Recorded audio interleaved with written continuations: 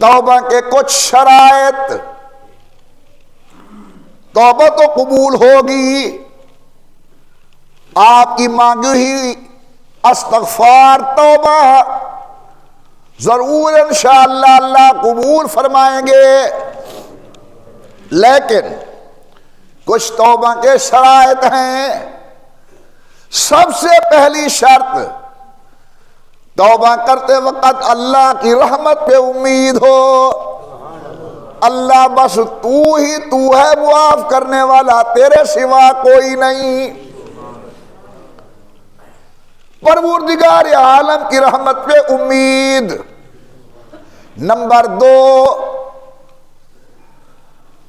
توبہ کرتے وقت اپنے گناہوں پر ندامت. یا اللہ غلطی ہو گئی، بھول ہو گئی، واقعی میری نالائقی ہے، میں تیرا بندہ بن کر تیری نافرمانی کروں. یا اللہ واقعی میری نالائقی ہے کہ تو نے نماز کا کہا، میں نے نماز چھوڑ دی. تو نے والدین کے ادب کا کہا، میں نے بے ادبی کی. تو نے ہمسائے کے حقوق بیان کیے، میں نے نافرمانی کی. سب سے پہلی بات اللہ کی رحمت پر امید. نمبر 2، اپنے گناہوں پر ندامت. ہو گئی مہربانی کر. اور نمبر 3، آئندہ وہ جرم نہ کرنے کا پکا ارادہ.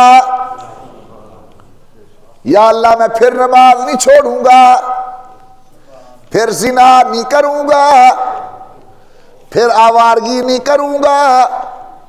اللہ میاں میں پھر جرم نہیں کروں گا. اور سب سے بڑی چیز، انسان اللہ کا دروازہ نہ چھوڑے، مانگتا رہے مانگتا رہے مانگتا رہے.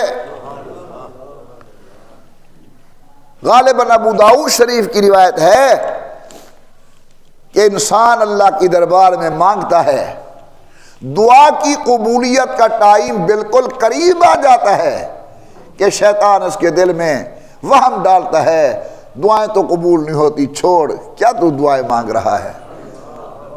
ارے اللہ کے بندے،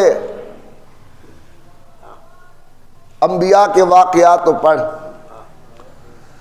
اصحاب رسول کے واقعات تو پڑھ، اولیاء کبار کے واقعات پڑھو جن کی زندگی میں نیکی ہی نیکی تھی، لیکن زندگی کی آخری سانسوں تک ان کے ہاتھ اللہ کی دربار کے اندر اٹھے رہے. سب سے بڑی چیز ہے کہ انسان اللہ کا دروازہ نہ چھوڑے، اللہ سے مانگتا رہے، اللہ معاف فرما دیتا ہے.